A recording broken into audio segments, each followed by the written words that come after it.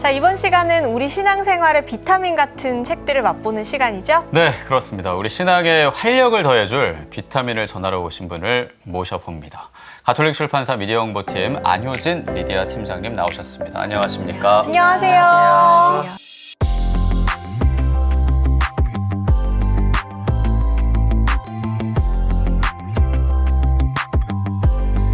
네. 반갑습니다. 오늘은 팀장님 비타민이 뭔가 2배네요. 네, 책이 2권입니다. 오늘 2권을 가져왔습니다. 네. 와, 오. 신나요. 많으면 좋잖아요. 오늘은 어떤 책인가요? 네, 오늘 제가 소개해드릴 책은 알수록 재미있는 그리스도교 이야기라는 책입니다. 오. 네.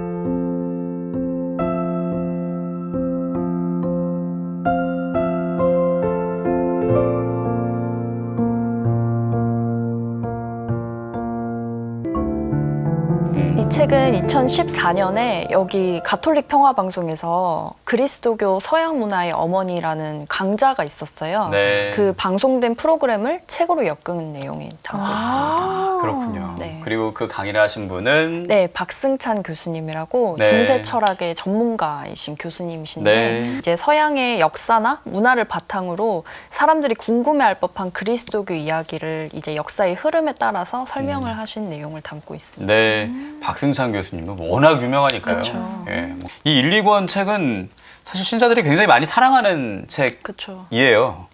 요즘에 입문서가 굉장히 많이 사랑을 받고 있는데 이 책 예. 또한 이제 그리스도교를 되게 좀 딱딱한 주제일 수 있는데 좀 쉽고 재밌게 풀어서 교회 내뿐만 아니라 교회 밖에서도 되게 최고의 뭔가 입문서로 자리매김한 책입니다. 네. 신자가 아닌 비신자들도 이렇게 잘 읽을 수 있는 네. 너무 재미있는 책인 것 같아요. 맞아요. 살짝만 봤지만요. 네.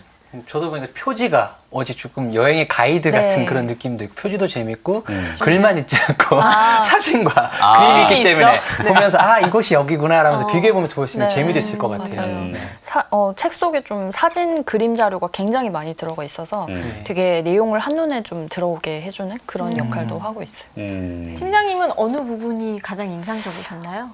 제가 인상적인 부분을 한번 읽어드릴게요. 네. 진정한 행복 찾기. 일반적으로 사람들은 언제 행복하다고 느낄까요? 열심히 공부해서 대학에 붙었을 때, 수많은 면접 끝에 취직했을 때, 사람들은 원하는 것을 소유했을 때 행복하다고 느끼는 것 같습니다. 그런데 아우구스티누스는 원하는 것을 소유했다고 해서 다 행복해지는 것은 아니라고 말합니다. 아우구스티누스는 진정한 행복을 찾기 위해서는 영속적이면서 자신과 필연적인 관계를 맺고 있어 자신을 배반하지도 않고 누가 훔쳐갈 수도 없는 그런 대상을 원해야 한다고 했습니다. 그 대상이 무엇일까요? 영원한 존재이면서 우리를 사랑하시고 우리를 만드신 분, 우리와 절대 떨어지시지 않는 분, 바로 하느님입니다.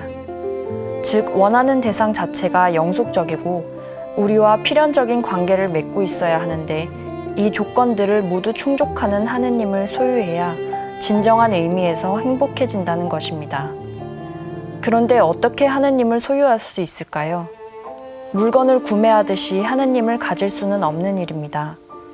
이에 대해 아우구스티누스는 내면으로 들어가라 라고 말합니다. 우리의 마음 안에 이미 하느님이 들어와 계신다는 것입니다. 그는 우리가 자신을 돌아볼 때 자신이 생각하는 것보다 더 깊은 곳에 하느님이 계신다고 말합니다.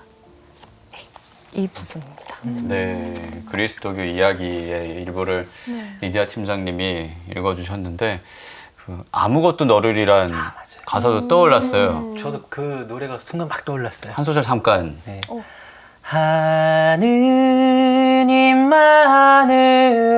하느님만으로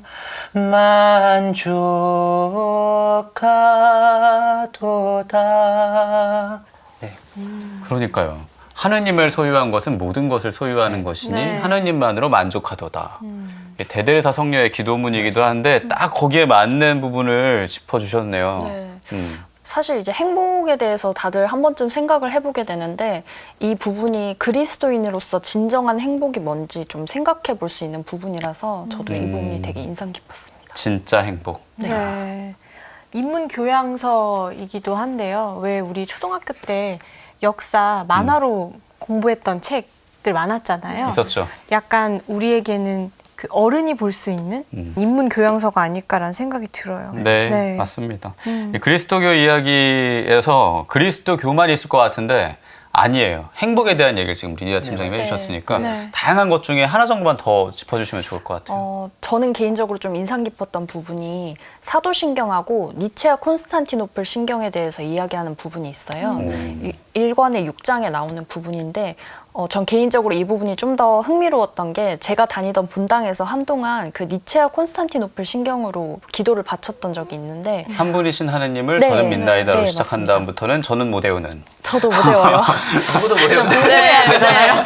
저도 바치면서 이 사도신경하고 비슷한데 뭔가 좀 다르고 외우기 너무 어렵고 왜 이걸 바치는 걸까? 사도신경이 있는데 맞아요. 되게 궁금했었는데 이 부분에서 이 두 신앙 고백이 어떤 과정을 거쳐서 지금의 기도문이 됐고 또 이 기도문 안에 어떤 의미가 담겨 있는지를 되게 잘 설명을 해줘서 이 부분이 굉장히 흥미롭고 또 새로운 정보를 알 수 있는 그런 부분이었습니다. 그렇군요. 서점에 가면 사실 역사서도 참 많아요. 근데 그 책들과 다른 우리의 이 책의 장점이라고 하면 뭐가 있을까요? 저는 이 책이 굉장히 매력이 많은 책이라고 생각을 하는데요. 일단 첫 번째는 인문 교양서를 넘어서 우리가 생각해 볼 수 있는 거, 특히 그리스도인으로서 좀 배울 만한 것들을 많이 제시를 해주세요. 교수님이 뭐 예를 들어서 십자군 전쟁을 얘기를 하시면서 십자군 전쟁이 2차부터는 어쨌든 하느님의 이름을 전쟁에 이용한 거라고 얘기를 하시면서 결국에 우리는 오늘날에는 종교 간의 화합이 필요하다 이렇게 얘기를 해주시는데 딱 쉽게 말해서 과거의 역사를 이야기하고 오늘날 우리를 돌아보고 미래에 우리가 나아가야 할 방향까지 딱 제시를 해주세요. 그런 점이 되게 도움이 많이 되고요. 그리고 중세에 관해서 우리가 알지 못했던 그런 편견을 좀 깨부수는 그런 내용이 많아요. 사실 중세하면 뭔가 종교에 빠져서 정체되어 있는 암흑의 시대라고들 많이 생각하시잖아요. 네. 근데 이 책에서는 중세에서도 여러 분야에 있어서 굉장히 많이 발전을 했다 이런 내용을 다루고 있어서 그런 편견을 또 깨부술 수 있고 마지막으로 가장 큰 장점은 쉽고 재밌다는 건데요. 예. 아까 말씀드렸지만 사진이나 그림도 많이 나오고 이런 뭐 성인들의 일화나 사랑 이야기, 뭐 라이벌 대결 이런 흥미진진한 얘기도 굉장히 많이 담겨 있어서 쉽고 재밌게 읽을 수 있어서 이번 여름 휴가철에 아까도 뭐 여행 얘기하셨지만 약간 간접적으로나마 중세 유럽을 여행하는 기분을 이 책에서 느끼실 수 있을 거라고 생각합니다. 전 예비 신자들에게 선물하면 참 좋을 것 같아요. 그러네요. 맞아요. 네. 역사 공부를 딱딱하지 않게 공부를 할 수 있는 네. 요즘 뭐 바캉스가 아니라 북캉스라고 맞아요. 하는데요. 박캉스 하면 되겠습니다. 박승찬 교수님과 떠나는. 네. 야, 역시. 최고네.